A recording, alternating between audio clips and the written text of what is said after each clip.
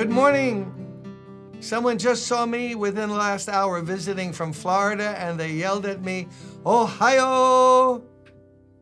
And Nita, my assistant, was around because we just, after a prayer time with a group that meets from 12 to 1 on Tuesdays, we just made available our BT12 hoodies. These are rare items. Just came out, limited number. Forget those old Jordans you have. Forget that antique teacup. It's nothing. BT12. Why 12? Because they meet every Tuesday at 12. We took communion today.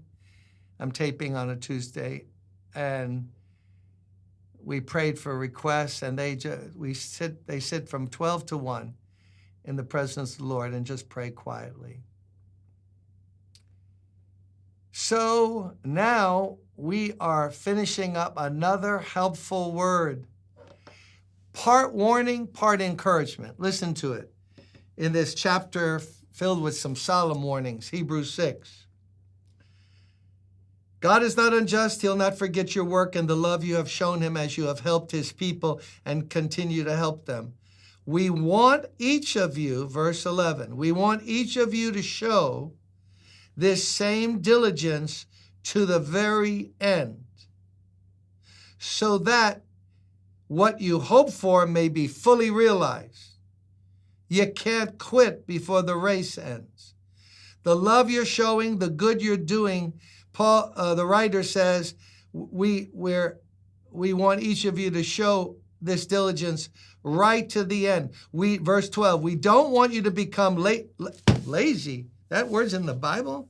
We do not want you to become lazy, but to imitate those who through faith and patience inherit what has been promised. Oh, there's some good truth for us here. Verse 11, we want each of you to show this same diligence to the very end, so that what you hope for may be fully realized. The hope is to know salvation to its fullest in the return of Christ or our death, when we go to be with him and spend eternity with the Lord. So we want you to keep diligent to the very end. Don't start and then stop. You can't just start the race, you have to finish it. The Apostle Paul refers to this several times in the New Testament. I have finished my course, the race.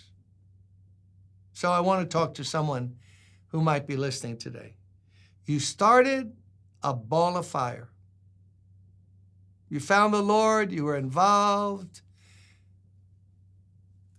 serving, loving others, digging in the Word. And I say to you in Spanish, ¿Qué pasó? What happened? Past tense. The shine is off. The fervor is gone. Be careful now. Here's a warning that you keep the same diligence to the very end. I'm sad to say, I have relatives. I know they started well. The best I can tell, they more or less finished well, but I know some people have started and didn't finish. In fact, they exited. They exited out of the battle. But by exiting, you lose. You know, we're involved in spiritual warfare. And sometimes if we're not careful and don't get daily renewed, we get fatigued. Like, enough of this. Satan's tempting. People aggravate me. People don't appreciate what I do in the church or whatever. I try to evangelize. People say, take a hike. Enough of it. You know that's Satan. Satan trying to wear you out, distract you, pull you away. And the writer here is saying, no, you got to keep the same diligence to the very end so that you might realize what you've been hoping for. See, that's another warning.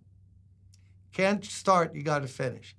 Of course, there is a position that anyone who stops and falls away and doesn't have the same diligence, the out is they never were saved to begin with. I find that hard to accept myself personally, but you want to hold a contrary position, God bless you. This is not what our salvation depends on. Keep it up to the very end. When going gets tough, the tough get going. On the locker room in the United States Naval Academy as a plebe, that's freshman, I was recruited there to play basketball. And there was a sign. It was for sports and natural application, as spiritual one too. Fatigue makes cowards of us all. Fatigue. When you get tired, you're not in shape. You haven't been eating right, working out right, praying hard in practice, and now you're tired. It's the end of the game, and you're guarding the guy, and he fakes left and he goes right, and instead of moving your feet and trying to stay in front of him, you just give the old swipe. The old, oh yeah, I hope I hit the ball and stop what he's doing, but it doesn't work.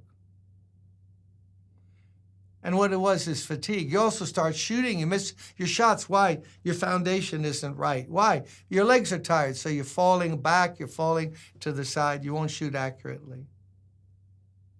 Spiritual application. Coach Tony Dungy, my friend, wonderful Christian gentleman, he once said he saw the same sign in some locker room, and it's true spiritually. When you get spiritually fatigued, you're tempted to not keep the same diligence to the very end. Like, what's the sense? You know, I'm tired. Hey, I'm tired. You don't know my story.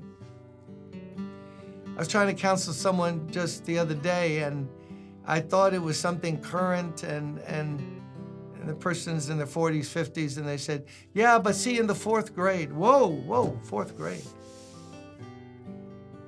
4th grade is 4th grade, but now we're here today, and God is greater than anything that happened in the 4th grade, the 8th grade, or last year, or last month, or 20 years ago. We got to get strong in the Lord. Be strong in the Lord and in the power of His might. You can't run the race. You can't do spiritual warfare unless you're muy fuerte, very strong. So come on. We got our Bibles today. If you're wavering and getting a little shaky, God sent me to you today to say, come on, be strong. Finish the race. Come on. It will be worth it all when we see Jesus. God bless you, and I'll see you tomorrow, Lord willing.